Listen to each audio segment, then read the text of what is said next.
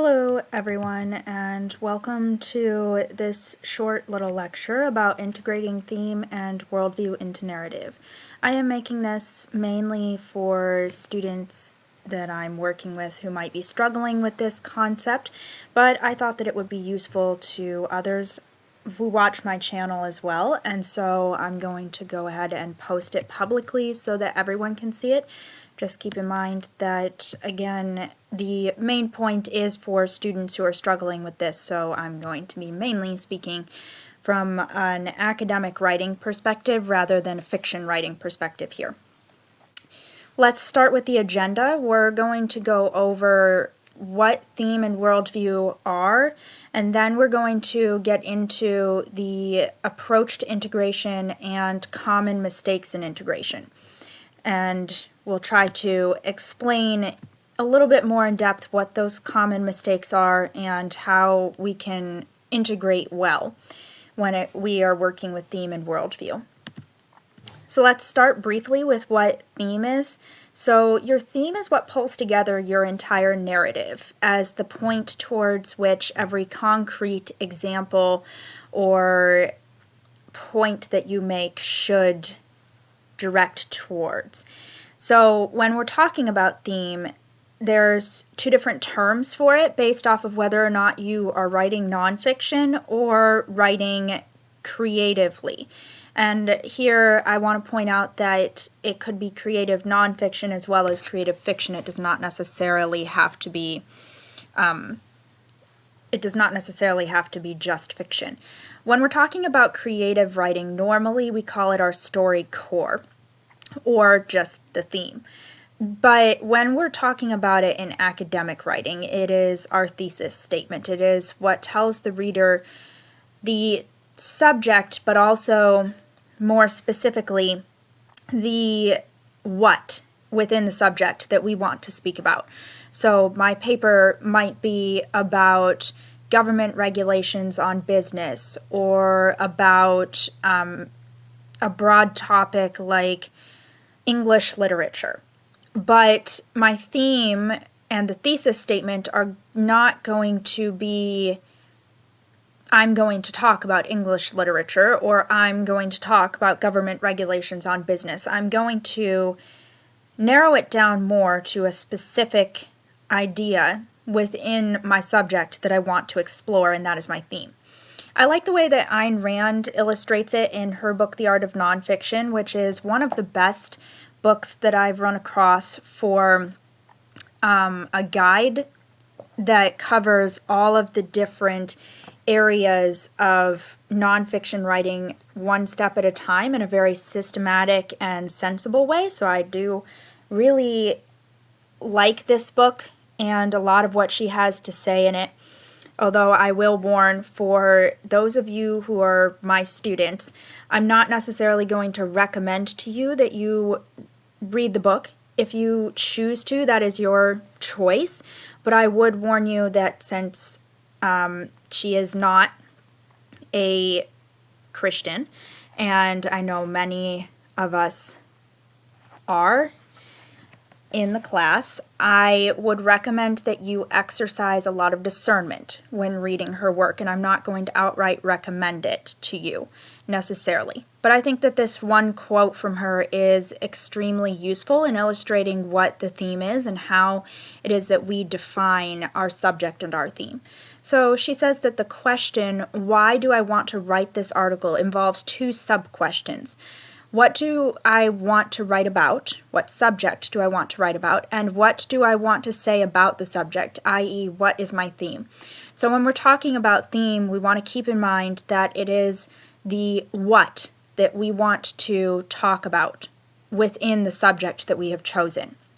We don't want to define a theme for the reader that doesn't fit our subject. So we don't want to pick a theme when we're talking about something such as ideals, for example. Let's say we're discussing different ideals and what they lead to. We would not want readers to walk away from that thinking that our theme was I don't know, that the theme was something trivial. You want to pick a theme that matches the importance of the subject. So if we are talking about the importance of selecting a worldview that is cohesive, we would not want our theme of the article to be something like the problems facing public schoolers, for example. Okay, are they related slightly? Yes, but you're not really focusing on the subject if you define a theme that is sort of a non sequitur. It doesn't follow from what it is that you're actually discussing. So then we want to go ahead and move on to talking about what worldview is. Put very plainly, worldview is simply what you, the author, believes about the world around you. It is the lens through which you view everything, and sometimes we also call it a philosophy or a belief system. So all of us have one, whether we have it consciously or not, and it seeps into everything that we say and do. Our worldview will define how we think, which therefore will define how we communicate, and then, in turn, as part of communication, how we write. So I have this question up on the screen: keep it in or weed it out. This is a pretty obvious question to answer when it comes to something like a philosophical essay about worldview. That obviously would be a situation of keep it in.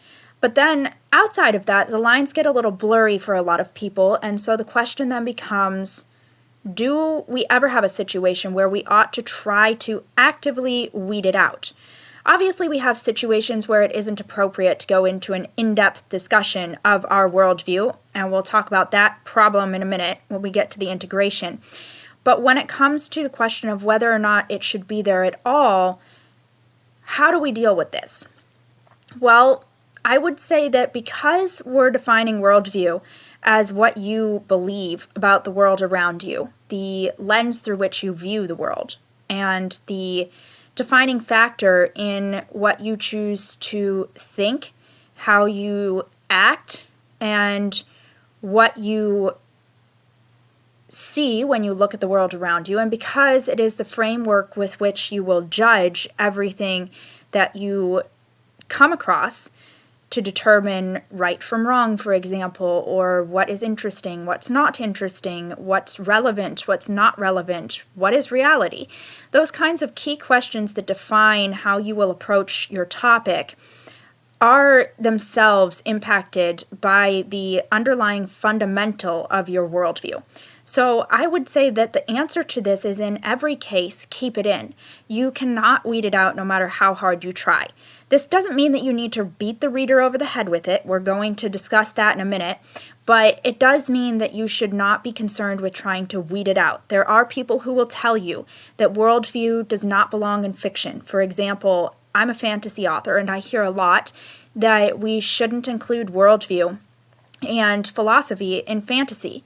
Well, philosophy and worldview are what really brings a world to life. So in fantasy, as much as in any other place, you should certainly not be removing worldview, right? Because, again, that's the lens through which you write. There is no way that I could remove it, even if I were to consciously attempt to. And what I would have at the end would not be something that anyone would want to read. So, despite the fact that I think people are well-meaning in telling writers to weed it out, probably because of the issue of beating the reader over the head with it, the answer to this one, in my opinion, ought to be keep it in. And we'll talk about how we can do that here now. So I want to go ahead and delve into some of the common mistakes that are made in integration. First, because then I think that will help us to understand a little bit better how we can approach properly integrating these two things. So we're going to go ahead and start with theme. So the first big mistake that often is made is not limiting the theme to something manageable. A lot of new authors want to say something about every area of a subject and therefore end up with a theme that is too broad, something that they're not able to discuss within the limits of the essay, the paper, the book, whatever it is that they're writing. This isn't necessarily that they're trying to prove too much, which is the next one we're going to get into. This is a little different because it's an issue of wanting to discuss too much and trying to cover too much ground, or reaching too big for a theme that you're not ready to try to discuss yet, or you're not ready to prove because it isn't something that you know enough about, or it's the concepts and the application of your worldview to the specifics of what you are talking about is not clear in your own mind.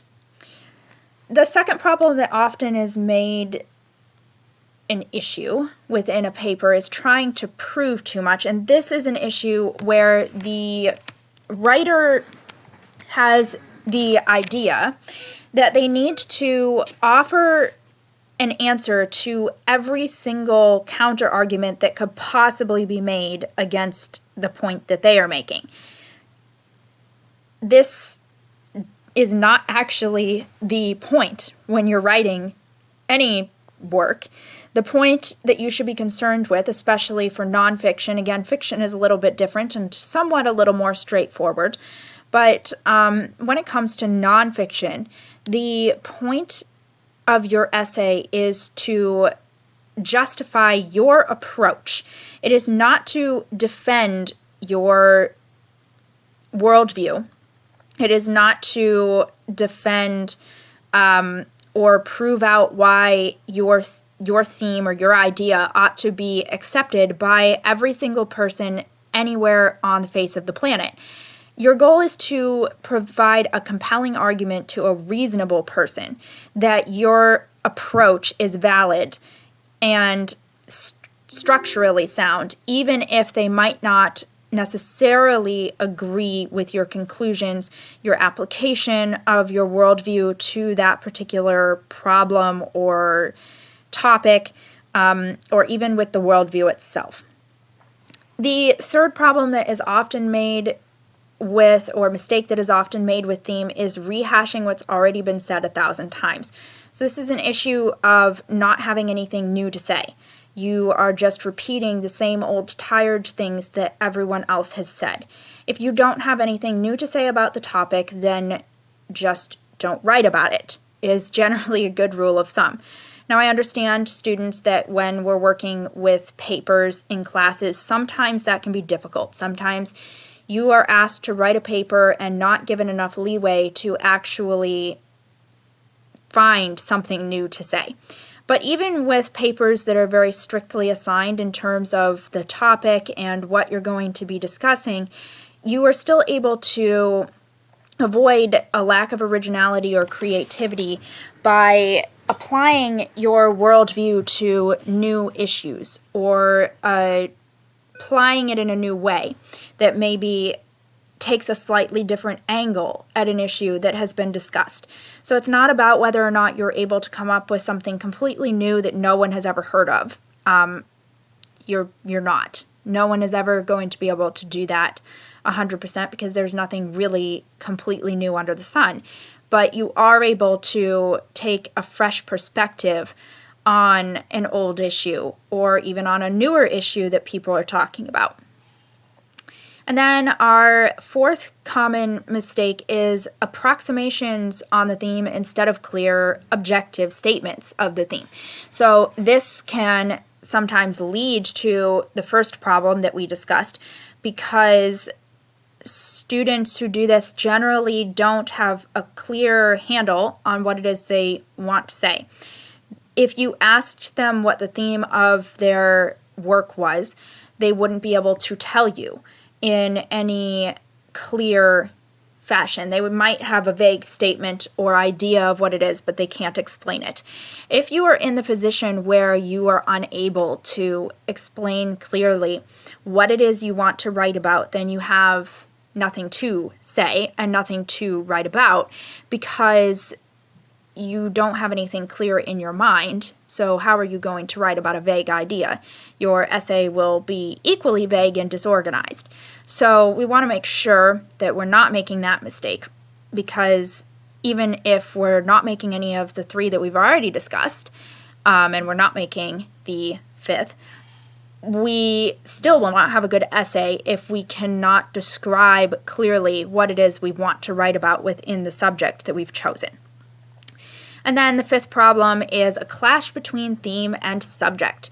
We kind of covered this a little bit when I discussed what theme is, but this can happen when you or a reader misassesses what the theme ought to be. So you've picked the subject out correctly, and you know what the general subject or idea that you're discussing is, but you don't necessarily define a theme that makes sense. So I'm going to use an example here from The Art of Nonfiction again, because I think it illustrates it very well. For example, if you were to read Calm's piece, someone reading it then turns around and decides to focus his theme on Russian streets, which Calm mentions, and how unsanitary they are. That would not be valid. It is too narrow. So this is the opposite problem from not limiting the theme to something manageable. This is a problem of taking a theme within the subject and making it too small for the subject. So she says that when you see a crime like the destruction of young idealists because of their virtues, you should not focus on puny details. That destroys the significance of the subject by undermining its seriousness and by not featuring it. Such a theme is irrelevant to and thus clashes with the subject. Your subject and theme must be commensurate. So I think that she makes a really good point here about clashes between theme and subject. A clash occurs when you have a subject of great importance, but you choose a theme that is too small for that subject. That leads to readers underplaying the importance of what it is you have to say because you've chosen the wrong theme, or in this case that she's describing, the reader themselves has picked out the wrong theme from what you have written and therefore misses the point or the importance of the subject. So that's a pretty big issue, and I think generally it's a little less common to see this one than the first 4 that I listed, but you do see it, so make note of it and avoid it. Now, going over to Worldview, we have a couple that are closely related here. So I'm going to talk about sermonizing and propagandizing on this list together. Sermonizing is the religious side of this, and propagandizing is generally the more secular term for the same thing. But essentially, whether you want to call it sermonizing or propagandizing, both of them are essentially where the writer has wrongly concluded that including worldview in their piece means that they have to hit the reader over the head with their conception of the way that the world should be. So this is the person who takes their philosophy and crams it down your throat every single chance that they get. It doesn't fit in with the paper. It might fit the subject and it might fit the theme, but it's heavy-handed and it's annoying. And even if you agree with the person, you find yourself wishing that they would just get to the point already and quit trying to beat you over the head with what they want you to believe. Quite literally, these writers are creating a piece of propaganda for their worldview rather than writing about a significant problem that people actually care about or a subject that people want to know about, and applying their worldview to it in a way that draws the reader in and makes them want to understand more about how the writer sees the issue in light of their own worldview.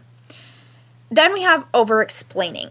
This is less an issue of the person trying to beat the reader over the head with the issues of worldview, and more that the author makes the mistake of explaining to the reader the fundamentals that the conclusions they make rest upon.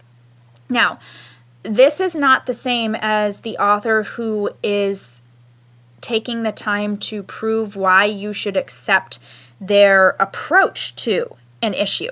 You should always try to establish why your approach is a valid one.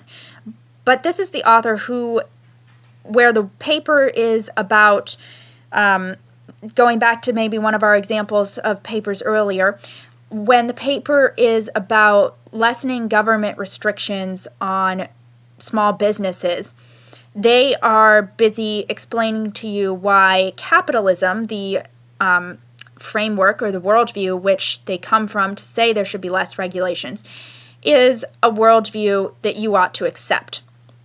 They're not really trying to sermonize you necessarily, in the sense that they're not sitting there beating you over the head with it necessarily, but they're stopping the flow of discussion about the topic or the subject that they actually were writing the paper about, in order to explain to you the fundamentals that they are applying to the subject. And so you end up with a discussion of the abstracts rather than a discussion of the actual concrete that the abstracts are applied to. So it sort of subverts the theme and focuses on the worldview. And then we have failing to connect or apply the abstract concept to the concretes. So this is an issue where you've selected a set of concretes, but you've divorced the abstract concept that you were meant to apply to those concrete situations or that concrete topic, and you have almost two separate discussions going on. You've got your concretes, but either they don't relate to the abstract concept, or you just fail to actually apply the fundamental worldview concept to the concrete idea in order to give something that actually makes sense. So, for example, going back to the paper on government regulations on small businesses, it would be like if I were to try to discuss those government regulations and why there should be fewer of them, but then I don't actually apply the principles of economics or of capitalism, or worse still, I talk about those principles, but then I never actually connect them to the concretes, or I choose concrete examples that have nothing to do with the abstract concept that I am applying. So there is a failure to connect or apply in one way or another in each of those situations. And then last of all, forcing the worldview in where it doesn't fit the subject or the theme is another common mistake. This occurs when you are sermonizing or propagandizing, for certain. It can occur when you're over-explaining, although less often. With the sermonizing and propagandizing, it is important to note that, well, normally it is forcing it where it doesn't fit. It can sometimes still fit, depending on how you've structured it, but the point here is that with sermonizing and propagandizing, it doesn't belong there. You're taking the focus off of the subject and the theme. In this case, you're just plain old forcing the worldview in where it doesn't relate. It is irrelevant, essentially.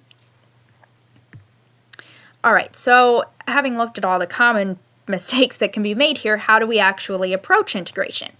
Well, I'm going to give you a list of do's and don'ts. So on our do's list, do illustrate the abstract principles through the concretes. So you do want the reader to be able, if they were to sit down and think about it, to figure out exactly what your worldview is, at least as it relates to the fundamental principles that you are applying to interpret the concrete examples. So you would not want a reader to read your essay on small business regulations and the reasons why we should lessen them and assume that you're a socialist. Because if they assume that about your worldview, then that means that you have failed in some way to illustrate the abstract through the concretes, because they didn't understand the fundamental that you were applying properly. But what we don't want to do is make the abstracts the focus of the essay, unless philosophy is the point. So even though we do want the reader to understand what abstract fundamental principles we are applying, we do not want to sit there and openly discuss or state the fundamentals and the abstracts that we're applying, they should be able to figure it out from how you have interpreted and illustrated the theme through the concretes. Now, next, you do want to remember that your theme is the thread that connects everything together. So kind of like the point that we just made above, it's not the overt story or the concrete examples that you are going to tell or show. So it's not the point. The theme is what you want to talk about, but you're not going to sit there and overtly and outright tell them, here is the theme of the story. If we did that in a fiction novel, you would get bored really, really quickly, and you'd walk away because you'd be tired of being treated like a child who can't understand what the overall message is from reading the novel. But in an essay, this comes in through making sure we've got a strong thesis statement that makes it clear what it is we're going to talk about without hitting the reader in the face with it and saying, I am going to talk about whatever. And then it's our job to take that theme that we established in our thesis and weave it throughout the essay so that it's clear in every example that we offer. So we're going to use that theme to help us select the appropriate examples and concrete imagery that we need in order to draw the reader to the conclusion of that theme, or to conclude that the theme was appropriately selected for the subject. So what you don't want to do is treat the theme as if it is itself the story you're telling or the concrete example that you want to discuss. There's a reason why we're going to illustrate the theme through a story or illustrate it with concrete examples that we're applying our worldview to. So the theme is there in everything that we are working on. You're going to see it throughout, but again, we're not talking about philosophy openly. We're using it as the framework. So it is that thread that ties it all together, and we want to make sure that it is, in fact, tying together and that it is not overtaking the essay, or that we are not choosing examples that fail to connect with that theme properly. The next do involve worldview, where it is relevant and naturally pushes through. So we talked about this in the common mistakes people make, as well as when we were talking about whether or not worldview should be involved. The answer on this is yes, you do want to involve it where it actually makes sense to, and where it naturally pushes to the surface. But what you don't want to do is force worldview in with lengthy, preachy examples and explanations, or contrived examples and applications that don't flow with the rest of the paper. Lastly, treat worldview as the frame for the work, unless it is an article intended to discuss a particular point of the worldview. So if it is not a philosophy essay, if it is a middle essay where we're writing about something real world and in reality, and we are applying philosophy to that, so it's not a how-to, but it's also not a philosophical article discussing the merits of a specific worldview, then we want to make sure that it is the framework, it is the lens through which we are viewing the subject that we're actually going to discuss, but it is not the point of the article. So make sure, conversely, that you do not make worldview the focus instead of leaving the subject and theme as the focus of the article. And I think that hopefully, having gone through some examples of these kinds of things, you will be able to catch them when you're making these mistakes in your own work. But if you do have any questions, do feel free to drop them in the comments or get in touch with me otherwise. I hope that this has been helpful.